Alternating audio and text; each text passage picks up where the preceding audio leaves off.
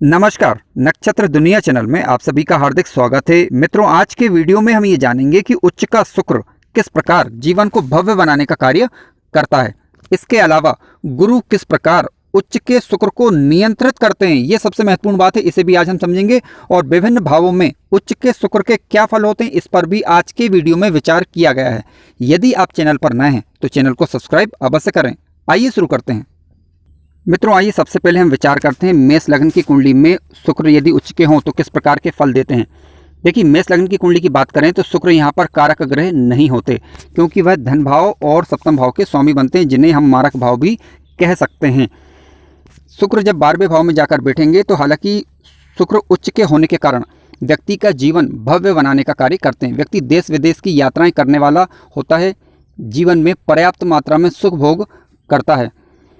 भाग्यशाली ऐसा व्यक्ति कहा जा सकता है। कह सकते हैं कि व्यक्ति लग्जरियस लाइफ जीता है और अपने शौकों पर व्यक्ति खर्च करने वाला होता है। परंतु हमें एक बात का ध्यान रखना होगा कि शुक्र जब 12वें भाव में बैठेंगे तो क्योंकि कुंडली की एक कारक ग्रह नहीं है, ऐसी स्थिति में व्यक्ति को अपने चरित्र को मजबूत रखना होगा। यदि व्यक्ति अपना चरित्र नहीं खोता है, या कह सकते हैं कि बुरे मार्गों पर नहीं जाता है, तब ये शुक्र व्यक्ति को लाभ देने वाले ही होंगे। यदि व्यक्ति अपना चरित्र खोता है तो ऐसी स्थिति में व्यक्ति कानूनी मामले में भी फंस सकता है और बदनामी का शिकार भी हो सकता है। तो इस बात का थोड़ा सा ध्यान रखना आवश्यक है। शुक्र, ध्यान रखें कि मीन राशि में 27 अंश तक उच्च के माने जाते हैं। आइए अब बात करते हैं शुक्र की दृष्टि के विषय में। शुक्र अपनी सप्तम दृष्टि से 6वें भाव को देखेगा, क्योंकि 6वें भाव पर 6 नंबर का राशि का अंक लिखा मिलेगा आपको, ठीक है, यानी कन्या राशि। और कन्या राशि में शुक्र की जो दृष्टि होती है वह नीच दृष्टि मानी जाती है। तो रोग, ऋण, शत्रु, यानी कह सकते हैं कि व्यक्ति यदि अपना जीवन सात्विक तरीके से जीता है तो व्यक्ति को फिर रोगों से परेशान होने की ज़्यादा आवश्यकता नहीं है। यदि बुरे प्रकार से व्यक्ति अपना जीवन व्यतीत करता है, या कह सकते हैं कि भौतिक वस्तुओं या सुखों का ज़्यादा उपभोग करता है, तो ऐसी स्थिति में व्यक्ति को रोग भी घेर सकते हैं, शत्रु भी परेशान कर सकते हैं। क्यों? क्योंकि यदि व्यक्ति सही मार्ग पर नहीं चलेगा, बुरे मार्ग पर चलेगा, तो व्यक्ति के शत्रु भी बन सकते हैं। तो अतः यहाँ पर सावधान रहने की थोड़ी सी ज़रूरत है। मित्रों, आइए बात करते हैं वृषभ लग्न के विषय में। देखिए, कुंडली जब वृषभ लग्न की होगी तो शुक्र 11वें भाव में यानी एकादश भाव में उच्च के माने जाते हैं। क्यों? क्योंकि यहाँ पर राशि का अंक 12 लिखा हुआ हो। व्यक्ति को के जीवन काल में ये अद्भुत लाभ देते हैं। शुक्र से संबंधित कार्यों में व्यक्ति विशेष सफलताएं अर्जित करता है। व्यक्ति मनोरंजन के क्षेत्र में, कला के क्षेत्र में, अभिनय के क्षेत्र में, संगीत के क्षेत्र में, यदि बुध ग्रह भी अच्छा हो तो संगीत के क्षेत्र में व्यक्ति सफलताएं अर्जित करता है।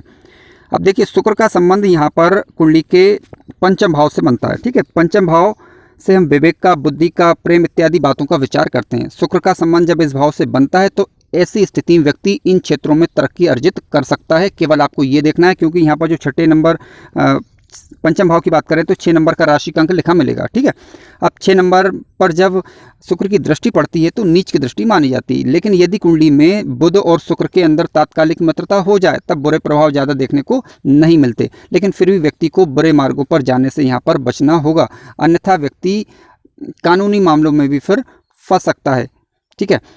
यदि कुल मिलाकर यदि बात करें तो शुक्र के अच्छे प्रभावों की ओर देखें तो शुक्र यहाँ पर बैठकर व्यक्ति को जीवन में भौतिक सुख सुविधाएं देता है। व्यक्ति का जीवन भव्य बनाने का कार्य शुक्र ग्रह यहाँ पर करते हैं। यदि शुक्र से संबंधित चीज का व्यक्ति व्यापार करे तो उसमें व्यक्ति को सफलता देखने को मिलती है। हालांकि हमें यहाँ पर शुक्र का अंश बल चेक कर लेना चाहिए, क्योंकि देखिए, वृषभ लग्न की कुंडली की बात करें तो शुक्र यहाँ पर लग्ने से होते हैं। अब लग्ने से होकर यदि लाभ भाव में बैठेंगे तो व्यक्ति के जीवन को भव्य बनाने का तो ये कार्य करेंगे ही, तो इसमें कहीं दो राय नहीं है। इसके अलावा शुक्र यहाँ पर जो है 6वें भाव के स्वामी भी बनते हैं, क्योंकि उनकी तुला राशि यहाँ पर आती है।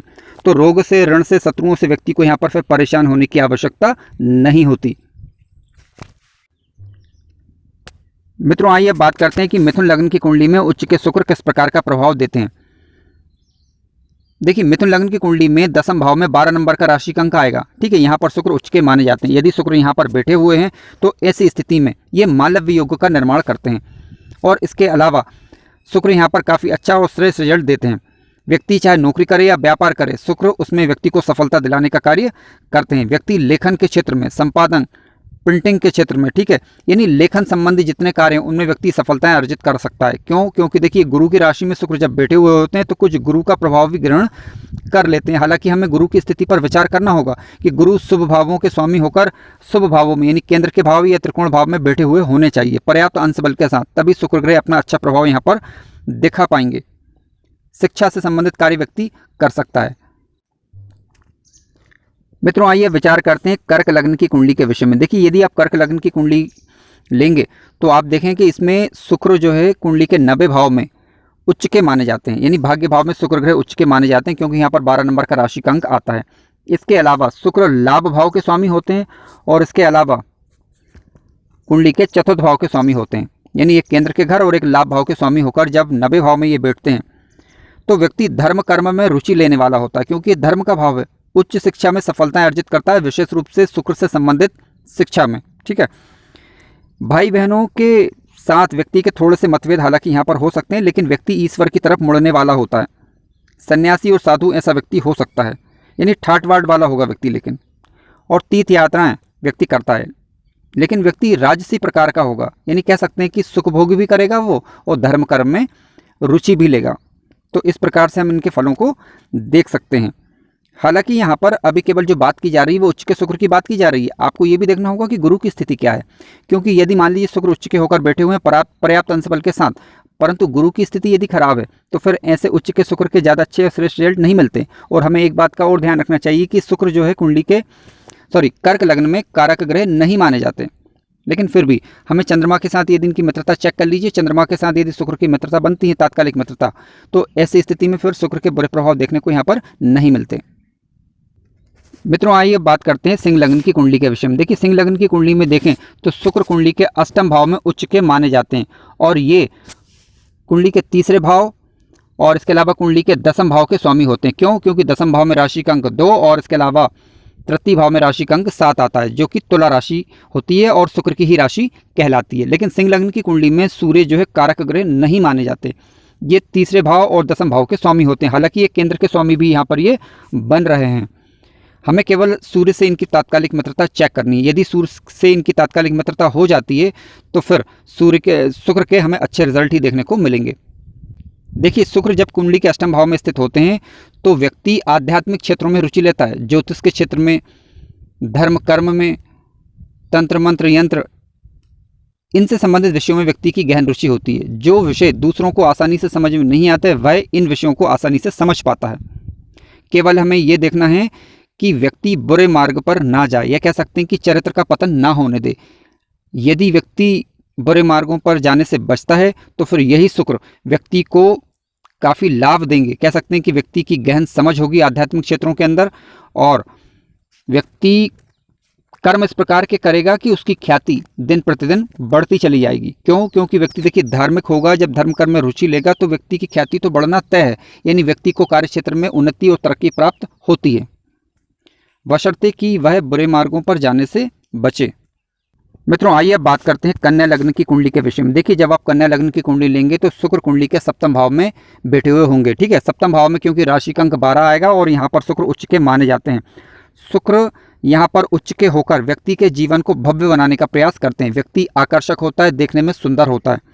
हालांकि हमें बुध और शुक्र की तात्कालिक मित्रता चेक करनी होगी, तभी हमें शुक्र के अच्छे रिजल्ट ज़्यादा मिल पाएंगे। अन्यथा शुक्र की यहाँ पर नीच दृष्टि होने के कारण व्यक्ति को ये बुरे मार्ग की तरफ भी ले जा सकती है, तो अतः इससे सावधान रहने की आवश्यकता है।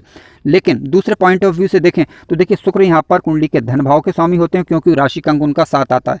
इसके अलावा धर्म भाव के स्वामी होते हैं क्योंकि यहाँ पर राशि का अंक 2 आता है, जिनके स्वामी शुक्र ग्रह कहलाते हैं। हमें गुरु की स्थिति पर भी विचार करना होगा। यदि गुरु केंद्र के या त्रिकोण भाव में बैठे हुए हैं पर्याप्त अंश बल के साथ तो शुक्र के अच्छे रिजल्ट देखने को मिलते हैं। व्यक्ति मित्र मंडली में, कह सकते हैं व्यक्ति की जो मित्र मंडली होती है वह उसका सहयोग करने वाली होगी और इसके अलावा पार्टनरशिप में व्यक्ति को लाभ प्राप्त होता है और व्यक्ति धर्म कर्म में रुचि लेने वाला होता है। शुक्र व्यक्ति को ऊंचाइयों पर ले जाने का कार्य करते हैं, तो ऐसी स्थिति में व्यक्ति के पास धन पर्याप्त मात्रा में होता है। लेकिन शुक्र का हमें यहाँ पर अंश बल चेक कर लेना चाहिए। शुक्र पर बुरे ग्रहों का प्रभाव क्या होता है ये भी हमें देखना होगा और सप्तम भाव में कौन से ग्रह उपस्थित हैं उन्हें भी देखना होगा। यदि शुक्र के मित्र ग्रह बन रहे हैं तो शुक्र को प्रभावी बनाने का वो कार्य करेंगे, और यदि मान लीजिए शुक्र के शत्रु ग्रह बैठे हुए हैं, शत्रु ग्रहों की दृष्टियां पड़ रही हैं, तो शुक्र को यहाँ पर कमजोर बनाने का प्रयास भी वो कर सकते हैं। लेकिन अच्छे शुक्र के अच्छे फायदे तभी हमें मिल पाएंगे जब बुध और शुक्र में तात्कालिक मित्रता हो और गुरु अच्छे स्थान पर बैठे हुए होना चाहिए। मित्रों, आने वाले वीडियो में हम तुला लग्न से लगाकर तो मीन लग्न पर्यंत उच्च के शुक्र के क्या फल होते हैं, इन पर विचार करेंगे। वीडियो अच्छा लगा हो तो लाइक जरूर करें और चैनल पर नए हो तो सब्सक्राइब भी करें। धन्यवाद।